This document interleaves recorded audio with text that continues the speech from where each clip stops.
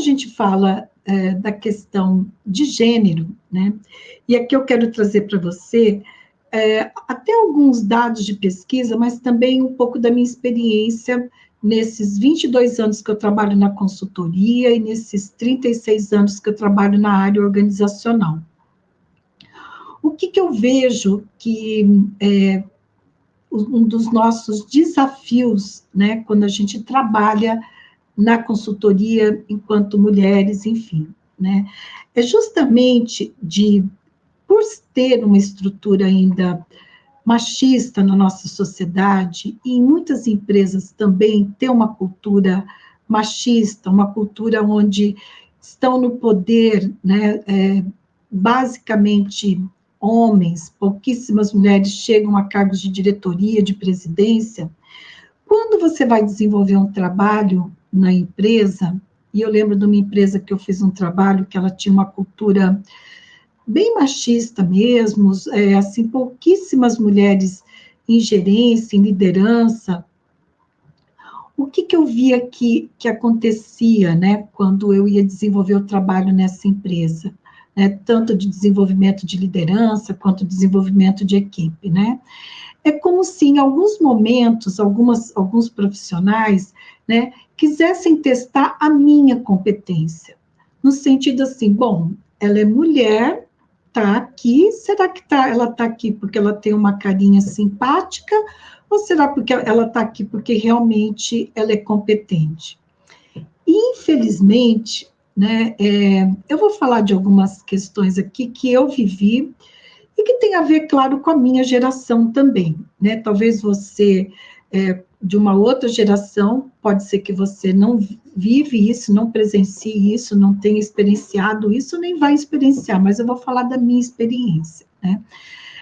Aí, o que eu precisei durante esses anos, né? Tanto quando eu era gestora de RH, pelos 13 anos lá, que eu fui inicialmente como gestora de RH, como na consultoria nos últimos 22 anos, né, eu precisei, sim, fazer um esforço extra, tá, para mostrar a minha competência, para mostrar que eu estava ocupando aquele espaço, porque, sim, eu tinha competência técnica, eu tinha condições de desenvolver aquele trabalho.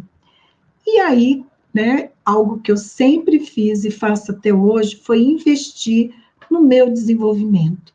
Não só nas minhas competências técnicas, mas nas minhas competências comportamentais também, né?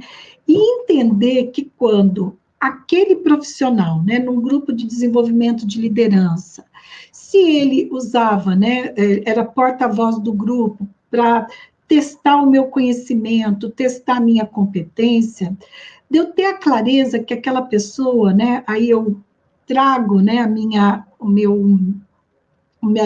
formação em processos de grupo, em funcionamento de grupos, para poder entender que naquele momento ele estava sendo porta-voz do grupo, da cultura daquela organização, mas que aquele teste que a gente chama de certa forma, de um ataque, né, à minha figura de autoridade ali no grupo, não dizia respeito a mim, Ana Silvia, mas a figura que eu representava e uma figura de autoridade de uma mulher, que eles não estavam muito habituados, né? Já que a cultura daquela organização e o funcionamento tinham pouquíssimos, uma ou outra profissional, mulher que estava num cargo de liderança ou de gestora. Para você ter uma ideia dessa organização que eu estou falando para você especificamente, de o quê? Eu acho que tinha uns 10 gerentes, tinha uma única mulher.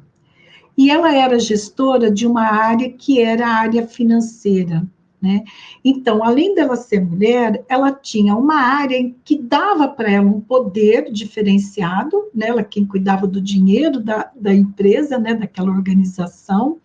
Não era uma empresa, era uma organização, uma cooperativa, né? Então, isso também a colocava num lugar diferenciado que a questão do gênero acabava não prevalecendo tanto, né? E aí, né, esse processo de entender, né? Esse é um dos desafios. Eu vou falar de desafios e possibilidades para nós mulheres. E esse era um desafio que eu vivenciava, né? De primeiro, não pessoalizar, não tomar aquilo como pessoal, mas entender que aquilo era, né, um sintoma, um comportamento daquela organização, daquela cultura, do funcionamento daquela organização, e também entender, né, e poder, assim, fazer de repente, até uma analogia de extrapolar como que isso devia estar se apresentando no dia a dia com as outras mulheres que trabalhavam naquela organização, né? Como que aquilo afetava a subjetividade das outras mulheres, como que afetava as relações, enfim. E olha, eu vou falar uma coisa aqui que é da minha geração, talvez não seja da sua geração. Nós avançamos muito nos últimos anos, por exemplo, na questão, né, da mulher, do corpo da mulher, dela fazer com o corpo dela o que ela quiser, né, de usar a roupa que quiser, e não é que ela está provocando o homem, mas que é um direito dela usar a roupa que ela quiser, e se de repente o homem faz uma importunação, né, sexual, não é porque a mulher provocou com decote ou com uma saia curta, né? É que o homem não teve limite. Então, isso é uma questão muito recente, esse entendimento, essa abordagem, né? Até alguns anos atrás, não, era nós mulheres que estávamos, se eu usava um decote, eu estava me insinuando, né, provocando ali.